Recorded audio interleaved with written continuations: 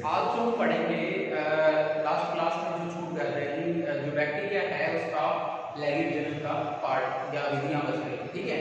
तो लैगिड जनन की दो विधियां और बच रही थी बैक्टीरिया की, कौन कौन सी दो विधियां थी। दूसरी जो विधि थी इसको बोलते हैं रूपांतरण, कौन सी थी, रूपांतरण।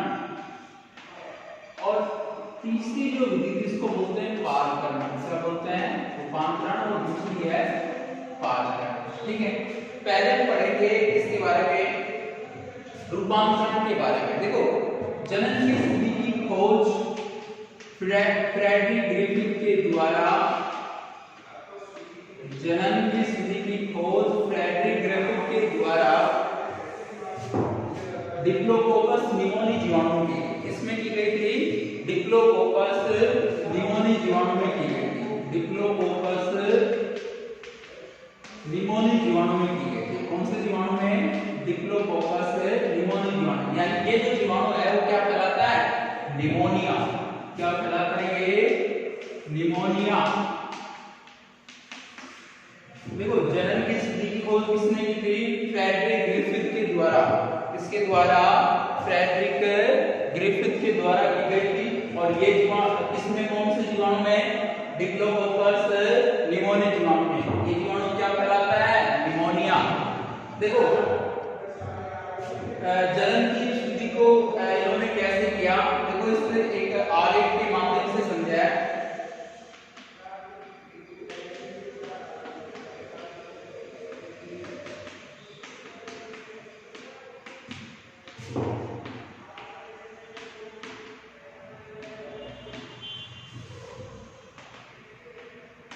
जनन की स्थिति को उन्होंने किसके माध्यम से समझाया, आरेख के माध्यम से।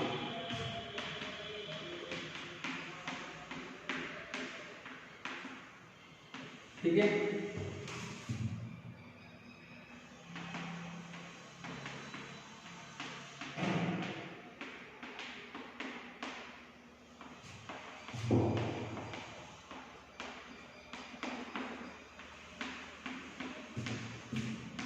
देखो, जनन की स्थिति में देखो इन्होंने सबसे पहले क्या किया कि जो निमोनिया का जो जीवाणु है, जनन की स्थिति में सबसे पहले क्या किया, जो निमोनिया का जो जीवाणु डिप्लोकोकस जो निमोनिया है, इससे दो सैंपल लिए। कितने सैंपल लिए, दो। एक को नाम दिया एस प्रभेद और दूसरे को नाम दिया क्या, आर प्रभेद। क्या नाम दिया, आर प्रभेद। क्या नाम दिया, आर प्रभेद। देखो, फिर इन्होंने क्या किया, एक एक्सपेरिमेंट किया, एक प्रयोग किया। इस प्रयोग को सारे के माध्यम से समझ सकते हैं, ठीक है। इन्होंने जनन की स्थिति को एक प्रयोग के द्वारा समझाया। वो कैसे समझाया, इन्होंने जो डिप्लोकोकस निमोनी जो निमोनिया फैलाता है, इसके दो सैंपल लिए। एक को नाम दिया गया एस प्रभेद और दूसरे को नाम दिया गया आर प्रभेद। क्या नाम दिया गया, आर प्रभेद, ठीक है। एस प्रभेद जो सैंपल था उसमें क्या था, आनुवंशिक पदार्थ उपस्थित था। क्या था, आनुवंशिक पदार्थ उपस्थित था। क्या था, आनुवंशिक पदार्थ उपस्थित था। जबकि जो आर प्रभेद था उसमें आनुवंशिक पदार्थ अनुपस्थित था। अब इन्होंने प्रयोग कैसे किया, इन्होंने क्या किया कि जो आर प्रभेद है उसको चूहे में प्रवेश करवाया, जिसके कारण चूहा मर गया या मृत हो गया। क्यों हुआ, क्योंकि जो एस प्रभेद है इसमें निमोनिया का आनुवंशिक पदार्थ है, जिसके कारण चूहा निमोनिया से ग्रसित हो गया, उसकी मृत्यु हुई। दोबारा इन्होंने क्या किया, आर प्रभेद को चूहे में प्रवेश करवाया, लेकिन चूहे की मृत्यु नहीं होती थी। क्यों, क्योंकि उसमें निमोनिया का आनुवंशिक पदार्थ क्या था, अनुपस्थित था। बाद में उन्होंने क्या किया कि जो एस प्रभेद है उसको गर्म करके चूहे में प्रवेश करवाया, जिसके कारण चूहे की मृत्यु नहीं होती है। क्योंकि जो एस प्रभेद में जो निमोनिया जो जीवाणु उसका आनुवंशिक पदार्थ निष्क्रिय अवस्था में रहता है। क्या रहता है, निष्क्रिय अवस्था में रहता है, जिसके कारण चूहा निमोनिया से ग्रसित नहीं होगा और उसकी मृत्यु नहीं होगी। बाद में उन्होंने क्या किया कि ताप से बाद में उन्होंने क्या किया, जो एस ताप से मृत एस प्रभेद उसको आर प्रभेद के साथ मिलाकर चूहे में प्रवेश कराया, जिसके कारण चूहे की मृत्यु क्यों हुई, क्योंकि जो ताप से मृत एस प्रभेद है, यानी इसमें निमोनिया के जीवाणु का आनुवंशिक पदार्थ निष्क्रिय है, जो आर प्रभेद के द्वारा क्या हो जाता है, सक्रिय हो जाता है, जिसके कारण चूहा निमोनिया से ग्रसित मृत्यु हो जाती है। इन्होंने इस प्रयोग से ये निष्कर्ष निकाला, कि जब जीवाणु का आनुवंशिक पदार्थ किसी जीव में स्थानांतरित होता है,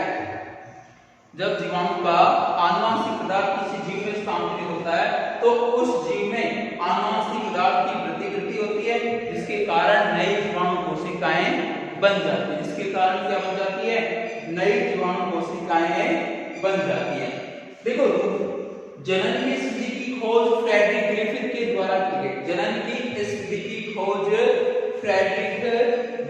द्वारा की गई। इन्होंने इस विधि को डिप्लोकोकस निमोनिया जीवाणु में खोजा। कौन से जीवाणु में खोजा? डिप्लोकोकस निमोनिया जीवाणु। ये जीवाणु क्या करता है? निमोनिया फैलाता है। ये जीवाणु निमोनिया फैलाता है। निमोनिया को फैलाता है। ठीक है। अब इन्होंने क्या किया? इन्होंने इस जनन की स्थिति को प्रयोग के द्वारा समझाया। इन्होंने अपना प्रयोग है वो चूहे पर किया। किस पर किया? चूहे पर। अब इन्होंने क्या किया प्रयोग में? जो डिप्लोकोकस निमोनिया जीवाणु है, जो निमोनिया का जो जीवाणु है, उससे 2 सैंपल लिए। कितने सैंपल लिए? 2। एक को तो क्या नाम दिया? S probate. दूसरे को क्या नाम दिया गया? R probate. एक को दिया एस प्रोबेट नाम, दूसरे को आर प्रोबेट। जो एस प्रोबेट था उसमें आनुवंशिक पदार्थ उपस्थित था। जबकि आर प्रोबेट में आनुवंशिक पदार्थ अनुपस्थित था। जब एस प्रोबेट को इसमें आनुवंशिक पदार्थ था, उसको चूहे में प्रवेश करवाया गया। क्या किया गया? एस प्रोबेट को चूहे में प्रवेश कराया गया, जिसके कारण चूहे की मृत्यु हो जाती है। क्यों हो जाती है? क्योंकि जो एस प्रोबेट है उसमें निमोनिया के जीवाणु का आनुवंशिक पदार्थ उपस्थित होता है, जिससे चूहे की मृत्यु हो जाती है। क्योंकि चूहे किससे ग्रसित हो जाएगा? निमोनिया से ग्रसित हो जाएगा। दूसरा है आर प्रोबेट। देखो, जब आर प्रोबेट को चूहे में प्रवेश कराया गया तो चूहे की मृत्यु नहीं होती है। क्यों नहीं होती है? क्योंकि आर प्रोबेट में आनुवंशिक पदार्थ अनुपस्थित था। किसका? Diplococcus pneumonia. किसका अनुपस्थित था? डिप्लोकोकस निमोनिया आनुवंशिक पदार्थ अनुपस्थित था। ठीक है। इसके कारण चूहा निमोनिया से ग्रसित नहीं होगा और उसकी मृत्यु नहीं होती है। बाद में उन्होंने क्या किया कि जो एस प्रोबेट उसको मतलब ताप उपचारित किया गया, गर्म करके जो चूहे में प्रवेश कराया गया, तो चूहे की मृत्यु नहीं होती है। क्यों नहीं होती है? क्योंकि जो एस प्रोबेट में जो चूहे का आनुवंशिक पदार्थ तो निष्क्रिय हो जाता है, जिसके कारण चूहा निमोनिया से ग्रसित नहीं होगा और उसकी मृत्यु नहीं होगी। ठीक है। बाद में उन्होंने क्या किया प्रयोग के अंत में कि जो ताप से व्रत एस प्रोबेट है उसको आर प्रोबेट के साथ मिलाकर चूहे में प्रवेश करवाया गया। क्या किया गया? चूहे में प्रवेश करवाया गया, जिसके कारण चूहे की मृत्यु हो जाती है। क्यों हो जाती है? क्योंकि जो ताप से व्रत एस प्रोबेट है निष्क्रिय होता है, जो आर प्रोबेट की उपस्थिति में सक्रिय हो जाता है, जिसके कारण चूहा निमोनिया से ग्रसित हो जाता है और उसकी मृत्यु हो जाती है।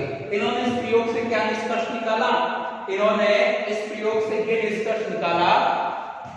कि जब जीवाणु का आनुवंशिक पदार्थ किसी जीव में स्थानांतरित होता है, तो उस जीव की कोशिकाओं में जो जीवाणु का जो आनुवंशिक पदार्थ होता है उसकी प्रतिकृति होती है, जिसके कारण नई जीवाणु कोशिकाएं बन जाती है। देखो, जीवाणु में लैंगिक जनन की जो तीसरी जो विधि है उसको नाम दिया गया पारकर्मण। क्या नाम दिया गया? पारकर्मण। देखो, जनन की इस विधि की जो खोज है वो की गई थी जेंडर व लेडरबर्ग के द्वारा। किसके द्वारा? जेंडर व लेडरबर्ग के द्वारा की गई। किसके द्वारा? जेंडर व लेडरबर्ग के द्वारा की। कौन से जीवाणु में? Salmonella typhi. किसमें? Salmonella typhi. कौन से जीवाणु में?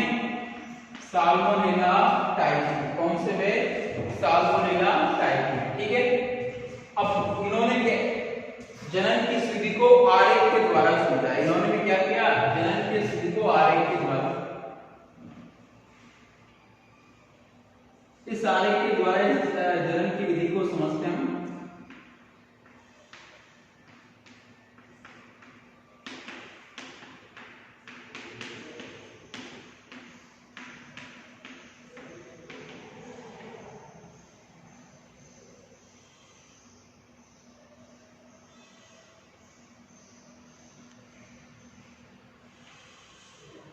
ये है जीवाणु कोशिका और इसको जो संक्रमित कर रहा है विभोजी घटक, यानी बैक्टीरियोफेज या जीवाणुभोजी।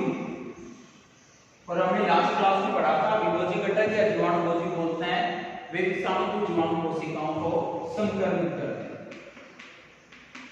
देखो, विभोजी घटक संक्रमित कर रहा है किसको? जीवाणु कोशिका को। जब विभोजी घटक जीवाणु कोशिका को संक्रमित करता है तो विभोजी घटक का आनुवंशिक पदार्थ किसमें चला गया? जीवाणु कोशिका में। किसमें चला गया? जीवाणु कोशिका में चला जाता है। ठीक है, जब विभोजी घटक का आनुवंशिक पदार्थ जीवाणु कोशिका में जाता है तो ये जो आनुवंशिक पदार्थ होता है वो जीवाणु कोशिका के साथ जुड़ जाता है। क्या होता है? ये जीवाणु कोशिका के साथ जुड़ जाता है, जिसके कारण क्या होगा कि जो जीवाणु कोशिका है, जिसके कारण क्या होता है, जिसके कारण जीवाणु कोशिका में ये आनुवंशिक पदार्थ की प्रतिकृति होती है। जब आनुवंशिक पदार्थ की प्रतिकृति होती है तो क्या होता है?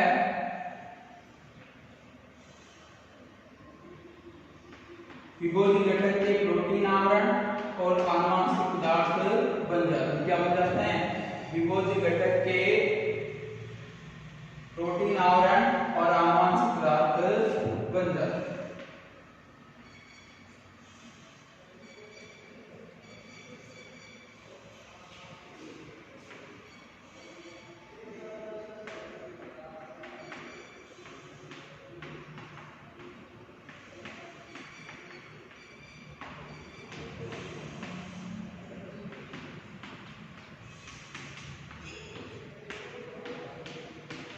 देखो, हम बात कर रहे थे अभी जीवाणु के लैंगिक जनन की जो तीसरी विधि है पारगमन। देखो, जनन की स्थिति की खोज किसके द्वारा की गई थी?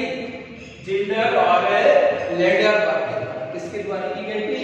जिंडर और लेडरबर्ग के द्वारा की गई। किसके द्वारा? जिंडर और लेडरबर्ग। और कौन से जीवाणु में? साल्मोनेला टाइप में। कौन से में?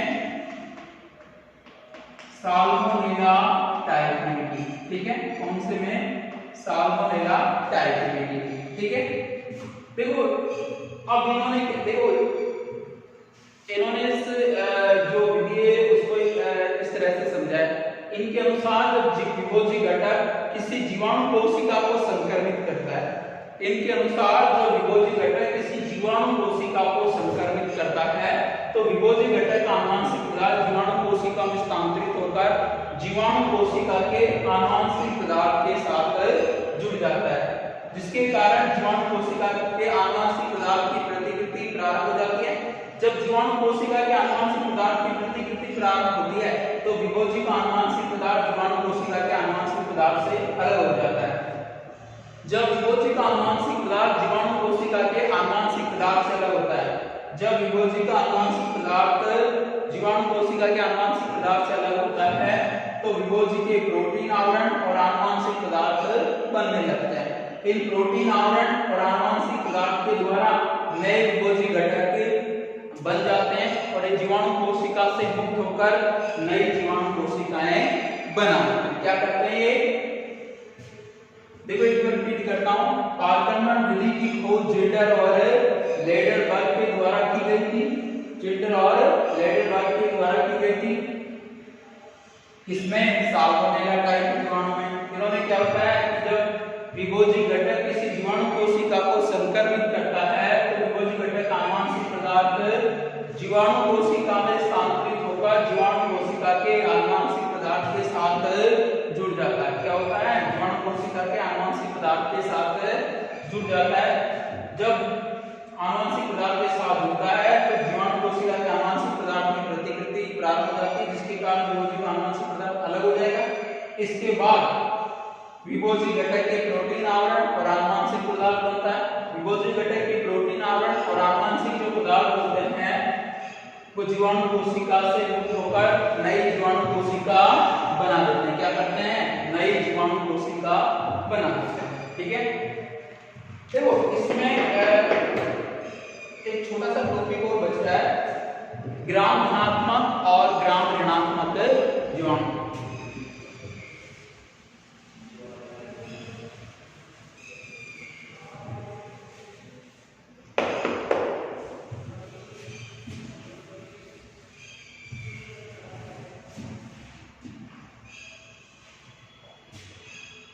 ग्राम धनात्मक एवं ग्राम ऋणात्मक जीवाणु।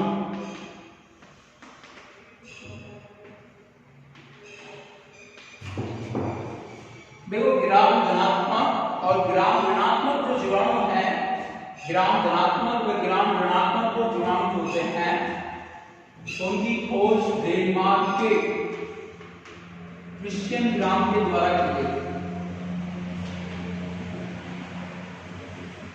क्रिश्चियन ग्राम के द्वारा की गई। देखो ग्राम धनात्मक और ग्राम ऋणात्मक जो जीवाणु है, ग्राम धनात्मक और ग्राम ऋणात्मक जीवाणु की खोज है वो क्रिश्चियन ग्राम के द्वारा की गई। किसके द्वारा की गई थी? क्रिश्चियन ग्राम के द्वारा की गई। कहां के थ्रू? ये डेनमार्क के। ठीक है, अब हम बात करें ग्राम धनात्मक जीवाणु का मतलब क्या होता है और ग्राम ऋणात्मक जीवाणु का मतलब क्या होता है। पहले हम बात करें ग्राम धनात्मक जीवाणु।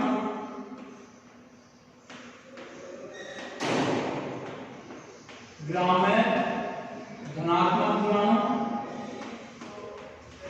देखो ग्राम धनात्मक जीवाणु किसको बोलेंगे?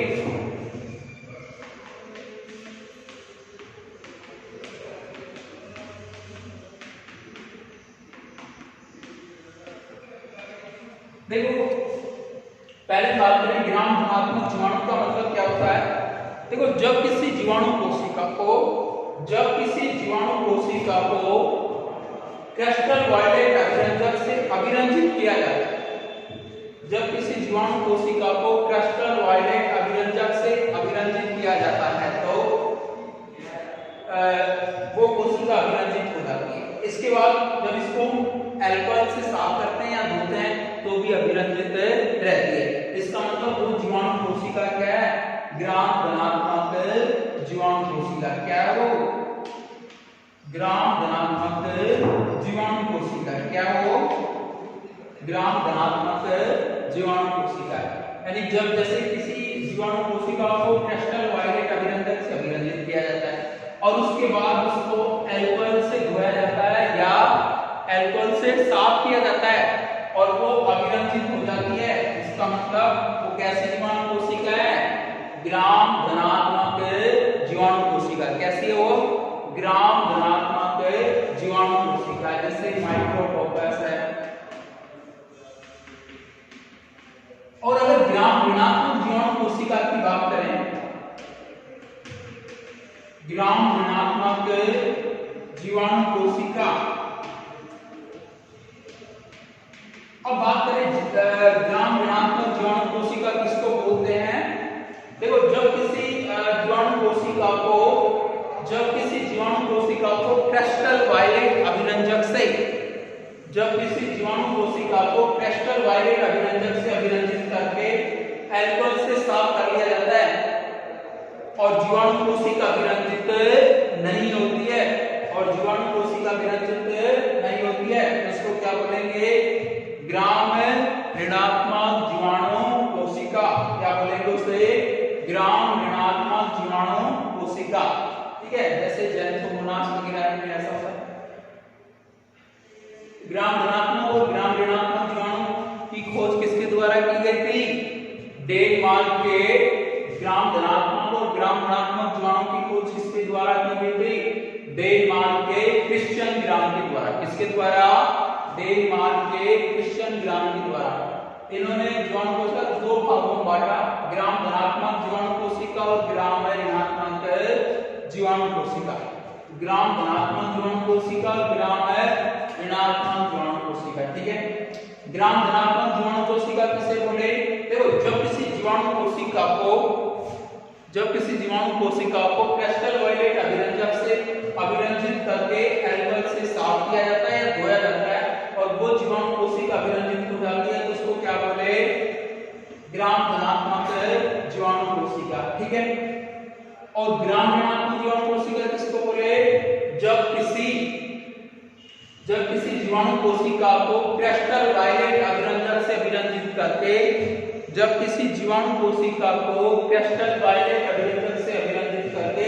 एल्कोहल से साफ किया जाता है तो उसे ग्राम ऋणात्मक जीवाणु कोशिका कहते हैं, क्योंकि क्रिस्टल वायलेट अभिरंजक से अभिरंजित करने के बाद धोया गया तो अभिरंजित नहीं। यानी सीधा मतलब ये है कि जब इस क्रिस्टल वायलेट से अभिरंजित किया, एल्कोहल से साफ किया और अभिरंजित हो गई तो ग्राम धनात्मक, और जब क्रिस्टल वायलेट से अभिरंजित किया, एल्कोहल से साफ किया और अभिरंजित नहीं हुई तो उसको कौन सी कोशिका बोलेंगे? ग्राम ऋणात्मक जीवाणु कोशिका। क्या बोलेंगे? ग्राम ऋणात्मक जीवाणु